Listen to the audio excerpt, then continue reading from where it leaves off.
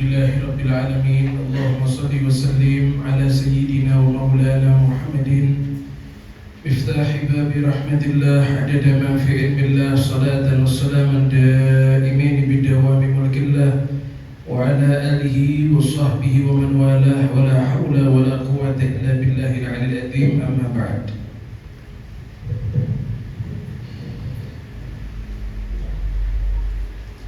Beberapa hadis-hadis yang kita telah baca daripada Sahih Bukhari, ada beberapa riwayat yang sangat patut sekali untuk kita perhatikan dan kita ambil pelajaran daripada riwayat-riwayat yang telah kita baca. Di antaranya riwayat daripada Sayyidatuna Aisyah radhiyallahu anha, istri Nabi sallallahu alaihi wasallam, bahwasanya Siti Aisyah radhiyallahu anha, beliau pernah suatu saat mendengar Nabi sallallahu alaihi wasallam bersabda, "Innal malaikata tanzilu fil anan wa huwa as-sahab." Para malaikat itu, Nabi mengatakan para malaikat itu mereka turun ke awan. Ya, mereka turun ada di awan. Fatadkurul amra qudiya fis sama. Ya, maka ketika itu mereka menyebutkan atau mereka membahas beberapa perkara-perkara yang telah ditentukan ada di langit mengenai takdir-takdir yang akan terjadi. Fatastariqus syayatin as-sam'a fatasma'uh. Kemudian ketika malaikat itu di awan, mereka sedang membicarakan berkenaan masalah takdir-takdir yang telah ditentukan ada di langit. Ketika itu ada beberapa syaitan yang mencuri dengan cara mendengarnya. Ada beberapa syaitan itu yang mereka mencuri dengan mendengarkan percakapan, perbincangan daripada malaikat berkenaan takdir-takdir yang telah ditentukan oleh Allah Ta'ala. Fatasma'u, maka syaitan itu dia mendengar beberapa perkara yang dibincangkan oleh para malaikat mengenai takdir. Maka ketika itu syaitan yang mereka mendengar, mereka curi-curi, kemudian mereka mendengar, mereka sampaikan kepada al-kuhan. Al-kuhan itu dukun. Ya, al-kuhan itu artinya apa? Dukun. Mereka sampaikan kepada dukun-dukun, fayadzibuna ma'a mi'ata kidbah min indi anfusihim. Akan tetapi ketika syaitan itu menyampaikan kepada dukun perihal takdir-takdir yang telah ditentukan oleh Allah Ta'ala, syaitan itu dia berdusta dengan 100 dusta. Min indi anfusihim, itu 100 dusta itu dari mereka sendiri. Jadi ditambah-tambahi sama syaitan. Nah ya, jadi setan itu dia mencuri kabar dari langit. Ketika malaikat sedang membahas berkenaan takdir apa yang akan terjadi hari tersebut, setan itu dia mencuri. Ya, maka setan setelah dia mencuri kabar tersebut, dia kompromi sama dukun. Dukun ini orang-orang yang bekerja sama dengan setan, bekerja sama dengan setan. Ya, nah, dia kasih kepada dukun, dia kabarkan kepada dukun mengenai kejadian yang akan terjadi. Maka dukun itu kan suka apa itu? Nebak. Ini hari ini apa, di tahun ini akan ada musibah. Saya lihat air digulung. Nah, ya, saya lihat banyak darah di mana-mana. Itu kan banyak kan. Dukun-dukun kan seperti itu. Itu dia dengar daripada setan. Tapi setan itu menambah-nambah kabar dengan kabar dusta sampai 100 kali dusta. Sampai 100 dusta, kata Nabi Shallallahu Alaihi Wasallam. Kadang-kadang yang disampaikan benar, kadang-kadang itu, tapi mayoritas yang disampaikan semuanya apa? Bohong, karena setan dia berdusta dengan berapa dusta tadi?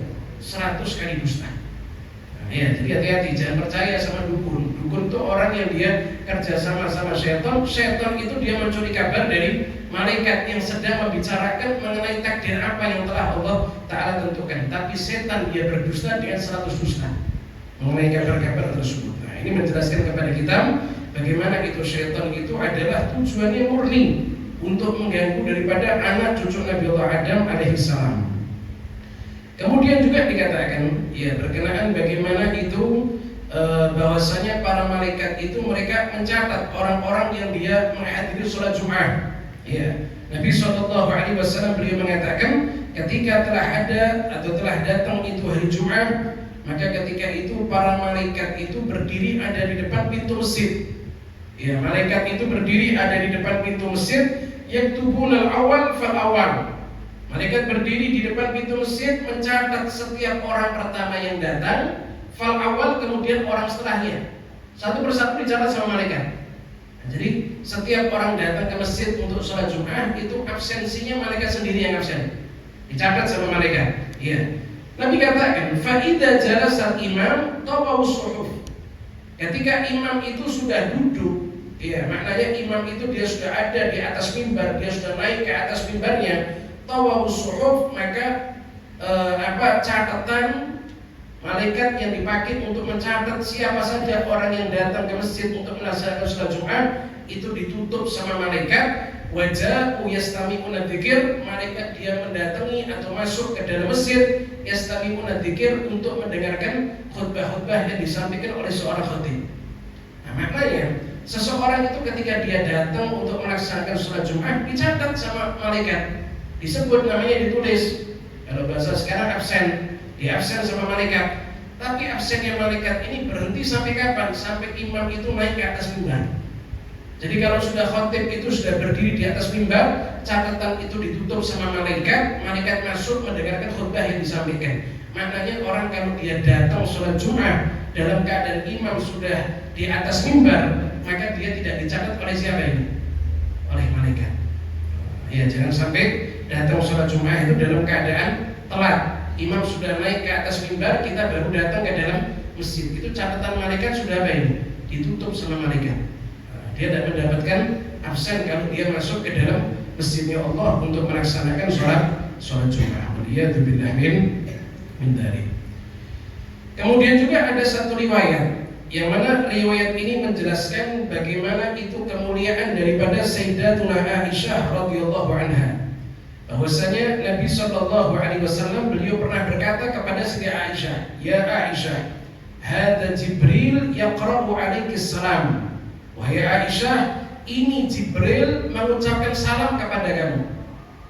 Ya, hadza Jibril yaqra'u 'alaika salam. Ini Jibril, Nabi nunjuk ini. Ini Jibril, dia kirim salam kepada engkau. Faqalat, maka Siti Aisyah ketika mendengarkan kabar kalau Jibril mengucapkan salam kepada beliau, Siti Aisyah beliau mengatakan wa alaihi salam wa rahmatullahi wabarakatuh. Maknanya Siti Aisyah menjawab salamnya malaikat Jibril. Tara mala arah, ya Rasulullah, kamu sekarang melihat sesuatu yang aku tidak melihatnya. Nabi mengatakan ini Jibril. Berarti ketika itu Jibril ada di mana ini? Di hadapannya Rasulullah. Siti Aisyah ada di situ, Jibril juga ada di situ. Nabi mengatakan ini Jibril. Nabi nunjuk ini, ditunjuk sama Nabi. Musyar ilaihnya ditunjuk Jibril ini. Ini Jibril mengucap salam kepada engkau. Ya, kata Nabi SAW. Maka ketika itu Siti Aisyah beliau menjawab salam alaihi salam wa rahmatullahi wabarakatuh. Ya, beliau mengatakan, ya Rasulullah, engkau melihat apa yang tidak saya lihat. Engkau lihat Jibril sekarang, saya tidak melihat kepada Jibril. Turidu Nabi SAW. Nah, ini menjelaskan bagaimana keistimewaan Siti Aisyah mendapatkan salam langsung dari siapa ini? Malaikat Jibril alaihissalam. Ya, tapi bagaimanapun juga tidak ada yang mengungguli derajatnya Sayyidatuna Khadijah. Karena Sayyidatuna Khadijatul Kubra, istri yang paling dicintai oleh Rasulullah SAW, itu Nabi kabarkan kepada beliau Siti Khadijah dapat salam langsung dari Allah Ta'ala dan juga salam daripada malaikat Jibril. Kalau Siti Aisyah cuma dari malaikat Jibril, tapi kalau Siti Khadijah radhiyallahu anha dapat salam dari siapa ini? Allah Ta'ala dan juga dari malaikat Jibril. Karena dikatakan di dalam suatu riwayat, nanti mungkin dibahas lagi pada itu, bagaimana ketika Jibril datang kepada Nabi SAW, Jibril berkata, ya Rasulullah, ini berapa saat lagi Khadijah akan datang. Dia akan membawa satu wadah yang di dalamnya ada makanan. Nanti kalau dia datang, wahai Rasulullah, sampaikan salam daripada Tuhannya dan sampaikan salam dari saya, kata Jibril. Nanti kalau dia datang, wahai Rasulullah, sampaikan salam kepada dia dari Tuhannya, dari Allah Ta'ala, dan juga sampaikan salam dari saya. Dan kabarkan dengan kabar gembira kepada Khadijah bahwasanya dia akan mendapatkan istana di dalam surga, yang di dalam istana itu tidak ada kesumpakan, sahab, tidak ada suara yang bising, akan mendapatkan nikmat istana di dalam surganya Allah Subhanahu wa Ta'ala. Maka benar, selang beberapa saat datang Siti Khadijah dengan membawa apa ini? Satu wadah yang di dalamnya ada apa? makanan. Maka disampaikan kepada Nabi, ini ada salam daripada Allah Ta'ala dan salam daripada malaikat Jibril alaihissalam, dan kabar gembira, Allah sudah mempersiapkan kamu wahai Khadijah, ya istana ada di dalam surganya Allah Subhanahu wa Ta'ala. Kalau Siti Khadijah itu keistimewaannya tidak ada yang mengguli, dapat salam langsung dari Allah dan dapat salam langsung dari siapa ini? Daripada malaikat Jibril. Tapi kalau Sayyidatuna Aisyah radhiyallahu anha, dia juga dapat keistimewaan yang luar biasa, dapat salam langsung dari malaikat Jibril alaihissalam. Ini menjelaskan bagaimana itu keutamaan dan keistimewaan Sayyidatuna Khadijah, Sayyidatuna Aisyah radhiyallahu anha. Dikatakan seperti itu. Pernah suatu saat Siti Aisyah radhiyallahu anha, beliau berkata kepada Nabi sallallahu alaihi wasallam, "Hal ata 'alaika yawmun kana ashadda min yawmi Uhud?" Siti Aisyah pernah suatu saat bertanya kepada Nabi, "Wahai Rasulullah, apakah pernah datang kepada engkau suatu hari yang lebih sulit atau lebih payah daripada hari di mana peperangan Uhud?" Perang Uhud ini kan Nabi dan para sahabat dikasih kekalahan sama Allah Ta'ala. Ya, Sayyiduna Hamzah bin Abdul Muttalib wafat di dalam perang Uhud. Sayyidina Hanzalah, Sayyidina Mus'ab bin Umair juga wafat ada di dalam peperangan Uhud. Ini peperangan yang dahsyat, merasakan payah yang luar biasa. Maka Siti Aisyah beliau bertanya, "Ya Rasulullah, ada tidak suatu hari yang lebih dahsyat atau lebih payah daripada perang Uhud?" Tanya Siti Aisyah kepada Rasulullah. Maka ketika itu Nabi sallallahu alaihi wasallam beliau berkata, "Laqad laqitu min qaumiki ma laqit." Ya, saya ini sudah merasakan, saya sudah mendapatkan apa yang telah saya dapatkan daripada kaum wahai Aisyah, yaitu dari orang-orang Quraisy maknanya. Wa kana ashaddu ma laqitu minhum yaumul aqabah. Ya, dan kamu perlu tahu, hari yang paling dahsyat yang saya alami gangguan daripada mereka orang-orang Quraisy yaitu adalah yaumul aqabah. Ya, hari Aqabah kata Nabi. Nah, ketika itu Nabi mengatakan, tatkala saya ini menyodorkan diri saya kepada anaknya Abdul Yalail bin Abdul Kulal. Ya, ini maknanya ketika Nabi beliau pergi ke mana ini? Ke Taif. Nah, ya, Nabi pergi ke negeri Taif, ya, untuk mencari orang-orang yang mau beriman kepada beliau. Beliau datang kepada tiga kakak beradik Sadah Bani Thaqif. Ya, tiga kakak beradik pemimpin daripada Bani Thaqif yang ada di Taif ketika itu. Ya, ketika itu aku sodorkan diri saya kepada Ibn Abi Yalail bin Abdul Kulal. Saya sodorkan diri saya kepada dia, saya ajak dia untuk masuk ke dalam agama Islam. Falam yujibni ila ma'aradu. Ternyata dia tidak mengijabahi apa yang aku inginkan. Dia tolak mentah-mentah. Maka ketika itu aku pergi dari tempatnya dalam keadaan mahmum ala wajhi, wajah ini tampak murung yang luar biasa. Nabi itu ketika mengetahui kalau ditolak sama penduduk Taif, itu Nabi sumpah, kelihatan wajah sumpah dari wajahnya Nabi, wajah susah daripada wajahnya Nabi. Itu tiga pemimpin yang ada di Taif itu ketika menolak Nabi bukan cuma menolak begitu saja, tapi mereka itu memprovokasi kepada penduduknya, kepada masyarakat orang-orang yang ada di Taif. Mereka bertiga itu memprovokasi supaya penduduk Taif itu musir Rasulullah. Ya, bahkan anak-anak kecil diperintahkan untuk melempari Nabi Muhammad SAW dengan apa itu? Dengan batu. Ini keadaan yang sangat parah yang pernah Nabi alami ketika itu. Ya, maka dikatakan falam astafiq ila wa ana biqarni tha'alib. Maka ketika aku sadar, ketika itu aku ada di daerah namanya Qarnil Tha'alib. Ini satu daerah yang ada di Taif. Ya, satu daerah yang ada di Taif. Maka ketika itu aku melihat ke atas kepalaku, fa idza ana bi sahabatin qad adallatni. Maka ketika aku melihat ke atas kepalaku ternyata ada satu awan yang menaungi saya. Ini kejadian itu Nabi dalam keadaan berdarah. Dalam keadaan berdarah, dilempari batu berdarah Nabi. Ya, kemudian Sayyidina Zaid bin Harithah. Nabi ketika ke Taif cuma ditemani oleh Sayyidina Zaid bin Harithah. Sayyidina Zaid bin Harithah juga payah, berlumuran dengan darah karena beliau menjadikan tubuhnya sebagai apa ini? Tamengnya Rasulullah SAW. Nabi bercucuran darah, Sayyidina Zaid bin Harithah bercucuran darah. Itu ketika Nabi dalam keadaan sudah susah payah ketika itu, Nabi ketika sadar dan ketika itu ada di satu daerah namanya Qarnu Tha'alib, aku lihat ke atas kepalaku, ternyata ketika itu saya lihat ada satu awan yang menaungi saya. Maka ketika aku lihat awan tersebut, ternyata di atas awan itu ada Jibril. Ya, di atas awan itu ada malaikat Jibril alaihissalam. Ya, maka Jibril dia berkata, "Innallaha qad sami'a qawla qaumika lak wa maraddu 'alaik wa qad ba'atha ilaika malakal jibal lita'murahu bima syi'ta fihim." Malaikat Jibril berkata kepada Nabi, "Wahai Rasulullah, sesungguhnya Allah telah mendengar bagaimana ucapan kaum kamu kepada engkau. Mereka menolak engkau, mereka mencaci engkau. Allah telah mendengar. Dan Allah telah mengutus kepada engkau malakal jibal, malaikat penjaga gunung, supaya engkau memerintah kepada dia dengan apapun yang kamu inginkan." Kata Jibril. Iya, fana dari malakul jibal, ketika itu malaikat penjaga gunung itu dia memanggil saya, kata Nabi. Fasallama alayya, kemudian dia mengucap salam kepada saya. Kemudian malaikat tersebut dia berkata, "Ya Muhammad, faqala dzalik fama syi'ta." Maka ketika malaikat penjaga gunung itu berkata, "Wahai Muhammad, apa yang kamu inginkan?" Ya, apa yang kamu inginkan?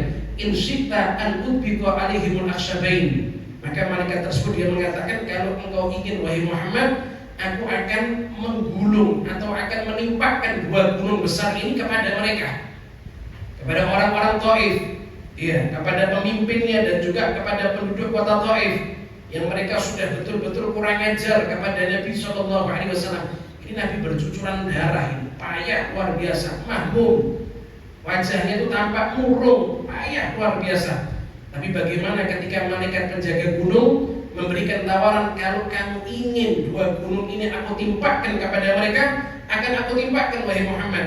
Maka ketika itu dengan rahmatnya Nabi Shallallahu Alaihi Wasallam, Nabi Shallallahu Alaihi Wasallam beliau berkata, "Bal arju an yukhrijallahu min aslabihim man ya'budullaha wahdah la yusyriku bihi syai'a." Ya, Nabi beliau mengatakan, "Jangan, tidak wahai malaikat. Akan tetapi saya ini berharap Allah akan keluarkan daripada sulbi-sulbi mereka orang-orang yang tidak beriman ini. Allah akan keluarkan daripada sulbi-sulbi mereka kelak orang-orang yang akan menyembah kepada Allah Ta'ala dan tidak akan mempersekutukan Allah Ta'ala." Nabi menolak tawaran malaikat penjaga gunung untuk menimpakan gunung kepada penduduk Taif. Seraya Nabi beliau berharap kalau memang mereka tidak beriman, saya berharap akan muncul daripada subi mereka, yakni anak turun daripada mereka yang beriman kepada Allah, menyembah kepada Allah dan tidak mempersekutukan Allah Subhanahu wa Ta'ala. Nabi tidak mengiyakan itu tawaran daripada malaikat penjaga gunung. Ini rahmatnya Nabi. Ya, ini kita bayangkan Nabi itu jangan dikatakan manusia kayak kita. Ya benar, Nabi itu punya al-aghrad al-basyariyah. Nabi itu juga pernah marah, benar Nabi itu pernah marah. Tapi Nabi itu adalah orang yang paling sempurna. Iya, Nabi itu adalah orang yang paling sempurna. Tidak mungkin beliau marah itu di luar nalar beliau.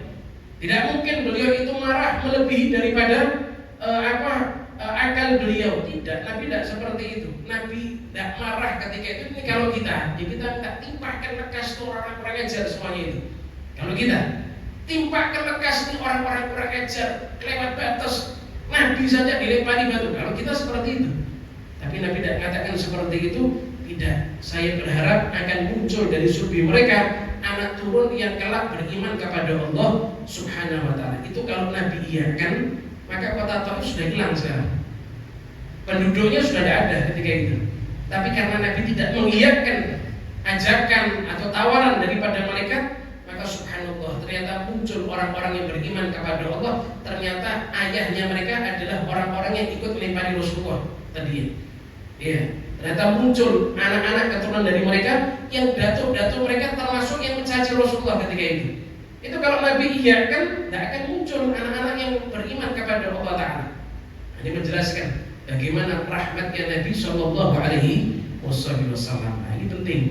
Nah, itu kalau misalnya nanti ditakdir sama Allah Ta'ala pergi umroh atau pergi haji, jangan lupa ziarah ke Taif. Ya, ini Taif ini adalah suatu kejadian yang luar biasa yang Nabi katakan kepada Siti Aisyah, ini adalah keadaan yang paling dahsyat Ya, lebih daripada peperangan Uhud. Ya, di mana Nabi Shallallahu Alaihi Wasallam mengalami penolakan yang sangat betul-betul tidak pantas, tapi bagaimana dengan rahmatnya Nabi Shallallahu Alaihi Wasallam, Nabi maafkan mereka semuanya. Nah, ya, ini ketika kejadian ada di Taif, nah, dikatakan seperti itu. Subhanallah. Kemudian dikatakan juga, ya, bagaimana itu ketika Nabi Shallallahu Alaihi Wasallam, ini hadis menjelaskan bagaimana ciri-cirinya beberapa nabi yang dijumpai oleh Rasulullah Shallallahu Alaihi Wasallam ketika di malam Isra dan Mi'raj. Nah, ya, Rasulullah mengatakan ketika di malam aku diisrakan oleh Allah Taala, saya ini melihat Nabi Musa. Saya berjumpa dengan Musa. Nabi sebutkan ciri-cirinya Nabi Musa. Ya, bagaimana itu ciri Nabi Musa? Rajulan Adam, seorang laki-laki yang kulitnya sawo matang, bukan putih. Nah, kalau Nabi itu kan putih yang bercampur dengan kemerah-merahan. Nah, ya, itu kalau Rasulullah. Tapi kalau Nabi Allah Musa alaihissalam ada kulitnya sawo matang, tualan ja'dan, badannya itu tinggi tegak, proporsional, proporsional. Bahasa sekarang six-pack. Kotaknya ada berapa itu? 7. Nah, kalau kita one pack.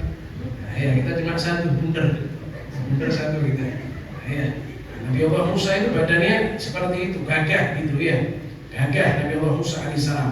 Ka'annahu min rijali Shanu'ah. Nabi katakan seakan-akan seperti seorang laki-laki yang ada di daerah Shanu'ah. Karena daerah Shanu'ah terkenal laki-lakinya itu godot-godot. Ya, 11-12 kayak siapa ini? Mas Nur radhiyallahu anhu. Ya. Nah, gitu. Itu Nabi Allah Musa alaihissalam. Kemudian aku juga melihat berjumpa dengan Nabi Allah Isa. Maka aku lihat Nabi Allah Isa alaihissalam itu seorang laki-laki marbu'an, yang badannya juga bagus, profesional. Marbu' al-khalqi ila al-humrah wal bayad, yang mana kulit beliau itu profesional, antara merah dan putih, kayak Rasulullah. Cerah wajahnya, kulitnya cerah, antara putih ke merah-merahan. Satir ras, ya, rambutnya itu lurus. Nabi Isa itu rambutnya lurus. Saya bayangkan patung di gereja, tapi ya, tidak sama ini. Nah, ya, saya lihat seperti itu. Kulitnya putih ke merah-merahan, kemudian rambutnya lurus, hampir kayak Rasulullah. Tapi kalau Nabi itu kan rambutnya bergelombang, ikal. Nabi itu rambutnya bergelombang. Tapi kalau Nabi Allah Isa rambutnya itu lurus. Nabi lihat seperti itu. Dan ketika itu aku juga melihat bagaimana malaikat khazinan nar, malaikat penjaga neraka, yakni malaikat Malik. Nah, ya. Dan ketika Nabi itu sampai di atas langit, semua malaikat itu menyambut Rasulullah. Ya, setiap malaikat itu tersenyum bahagia kepada Nabi. Karena ada satu riwayat juga mengatakan apa itu? Ada satu riwayat juga mengatakan langit itu iri. Langit itu iri. Iri kenapa? Bumi itu ketika itu ada Rasulullah di atasnya. Tapi langit belum pernah diinjak sama Rasulullah. Maka langit itu dia memohon kepada Allah, kapan ya Allah kami, saya langit dan juga penduduk langit mendapatkan keistimewaan, diinjak pula oleh Rasulullah Shallallahu Alaihi Wasallam. Maka terjadilah kejadian Isra dan Mi'raj. Nah, itu ketika para malaikat menyambut kedatangan Rasulullah Shallallahu Alaihi Wasallam, semua malaikat menyambut dengan senyuman yang indah. Ila khazinan nar. Nah, kecuali malaikat Malik, tidak tersenyum sama sekali. Iya. Maka ketika ditanya siapa ini? Ini penjaga neraka ini. Malaikat Malik ini. Iya. Nah, kenapa tidak tersenyum? Memang tidak ditakdir senyum sama Allah Taala. Jadi jangan disilakan nanti jangan disilakan nanti di neraka ada orang masuk neraka. Wah, tidak apa-apa, tak jadikan sohib nanti ini malaikat Malik ini. Ya, biar dia tidak terlalu kejam sama saya, tidak ada istilah. Ya.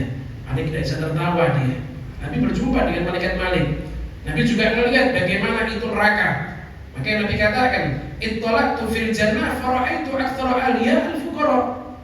Saya ketika di malam Isra Mi'raj itu saya ditampakkan bagaimana surga. Maka ketika aku melihat bagaimana itu surganya Allah Ta'ala, maka saya saksikan mayoritas penduduknya adalah orang-orang fakir. Mayoritas penduduknya adalah orang-orang fakir, orang-orang miskin penduduknya. Yang kaya-kaya tidak banyak. Ya, masih pengen jadi orang kaya. Ya, masih pengen jadi orang kaya. Mayoritas orang-orang fakir. Ya, kenapa kok orang-orang fakir? Orang fakir hisabnya tidak banyak, fitnah dunianya tidak banyak. Itu orang fakir. Begitu juga dikatakan pula di dalam surah hadis ini, kalau Nabi lihat penduduk surga itu mayoritas adalah fuqara, berarti ini juga menjelaskan mayoritas penduduk dunia itu juga orang-orang apa? Fakir. Ya, benar ini. Dari zaman kapanpun sampai kapanpun juga, itu penduduk dunia mayoritas orang-orang apa? Fakir. Banyak orang miskin.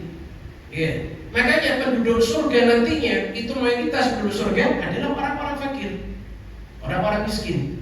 Ya, mereka tidak banyak terkena terfitnahnya dunia, mereka tidak banyak hisabnya daripada Allah Ta'ala.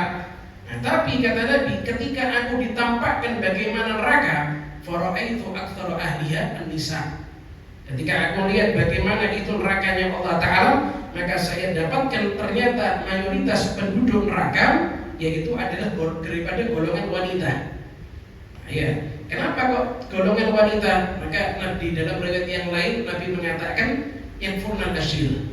Ya, yang furna, mereka adalah orang-orang yang kufur, kata Nabi. Maka ketika itu ditanya, ayat furna billah, apakah maksudnya wanita itu kufur kepada Allah ya Rasulullah? Kalau kufur sama Allah, laki ya banyak. Apakah yang kau maksud mereka orang-orang perempuan yang mayoritas neraka itu adalah orang-orang kufur, yakni kufur kepada Allah Ta'ala? Nabi mengatakan tidak. Bal yakfurnal asyir. Tapi maknanya mereka kufur dengan suaminya. Ya, mereka kufur dengan suaminya. Apa maknanya kufur dengan suaminya? Ketika sepanjang hidupnya suaminya berbuat baik kepada dia, selalu memberikan nafkah, selalu memuliakan dia. Ternyata sekali suami berbuat salah, kemudian si istri dia mengatakan, saya tidak pernah melihat kamu berbuat baik sama sekali kepada saya. Nah, ya, ini si suami sepanjang harinya berbuat baik, nafkah, ya, kasih sayang dikasihkan kepada istrinya. Tapi sekali suami dia berbuat salah, kemudian istri mengatakan, saya tidak pernah melihat kamu berbuat baik sama sekali. Itu berarti kan kufur dengan kebaikan siapa ini? Suami. Loh, salahnya baru sekali, kok semua kebaikan dia apa ini? Dianggap tidak ada. Nah, itu yang menjadikan mayoritas penduduk neraka keadaannya seperti itu. Nah, ini perhatikan, kalau ente punya istri model kayak gini, didik, ini bakal jadi penduduk neraka kalau kayak gini. Ya, tidak boleh seperti itu. Kalau ente punya istri seperti ini, melihat berbuat salah, kesalahan suami, langsung dianggap salah dan sebagainya, dia lupa dengan kebaikan, didik istrinya. Kenapa? Sebab ini adalah sesuatu yang sangat menjadikan seorang wanita itu terbakar di dalam api nerakanya Allah Ta'ala. Waliyatubillahi min dzalik. Dikatakan seperti itu. Baik. Kemudian juga, ya, bagaimana juga di dalam hadis yang lain Nabi SAW beliau juga menjelaskan, ya, bagaimana itu keadaan orang-orang yang ada di dalam surga. Ya, mereka orang-orang yang tinggal di dalam surga itu, mereka itu ada derajat, mereka punya derajat masing-masing. Nabi mengatakan, inna ahlal jannah yatara'ayuna ahlal ghuraf min fawqihim kama tatara'awna al-kawkab ad-durri al-ghabir fil ufuqi min al-masyriq awil maghrib litafaduli ma bainahum. Nabi mengatakan penduduk surga itu mereka satu sama lain saling melihat kamarnya masing-masing. Orang yang di bawah melihat orang yang ada di atas. Ya, orang yang ada di bawah mereka melihat orang yang ada di atas. Tapi yang di bawah tidak bisa naik ke atas. Ya, yang di bawah tidak bisa naik ke atas. Cuma yang di bawah bisa melihat, ya Allah, yang di atas kok lebih nikmat surganya ini. Nah, tapi yang di bawah tidak bisa naik ke atas ini. Ada derajatnya. Iya, ada derajatnya. Sebagaimana kalian itu menyaksikan bagaimana bintang itu dia terbit, muncul ada di arah barat atau di arah timur. Kita di bumi bisa melihat bagaimana bintang tinggi, indah. Maka nanti ketika di dalam surga, orang juga akan menyaksikan bagaimana penduduk surga yang derajatnya di atasnya. Dia akan menyaksikan, ya Allah, indahnya ini surga yang ada di atas ini. Ya, indahnya surga yang ada di atas ini. Litafaduli ma bainahum. Karena ini ada derajatnya masing-masing. Ketika itu para sahabat mereka bertanya, ya Rasulullah, tilka manazilul anbiya, la yablughuha ghairuhum. Ya Rasulullah, apakah yang di atas itu adalah tempat-tempatnya para nabi, dan selain mereka tidak bisa sampai ada di sana ya Rasulullah, apakah benar seperti itu? Tanya para sahabat. Maka Nabi SAW beliau bersabda, bala walladzi nafsi biyadihi rijalun amanu billah wa saddaqul mursalin. Maka Nabi mengatakan tidak, demi zat yang mana jiwaku ada di dalam genggamannya, maka juga berhak ada di tempat yang di atas orang-orang yang beriman kepada Allah dan juga orang-orang yang mempercayai para rasul-rasul Allah Subhanahu wa taala. Jadi yang di atas itu bukan cuma nabi saja, tapi ada orang-orang yang juga bukan nabi, diangkat derajatnya ada di situ, dikumpulkan dengan para anbiya. Siapa itu? Orang-orang yang beriman kepada Allah taala dan juga mempercayai daripada para utusan-utusan Allah Subhanahu wa taala. Dikatakan seperti itu. Masih banyak sekali hadis-hadis yang berkenaan masalah keadaan ketika di dalam surga, kemudian keadaan ketika di dalam neraka. Ya, masih banyak sekali. Insyaallah mungkin nanti pada lain kesempatan bisa kita membahasnya. Wallahu a'lam bishawab. إلى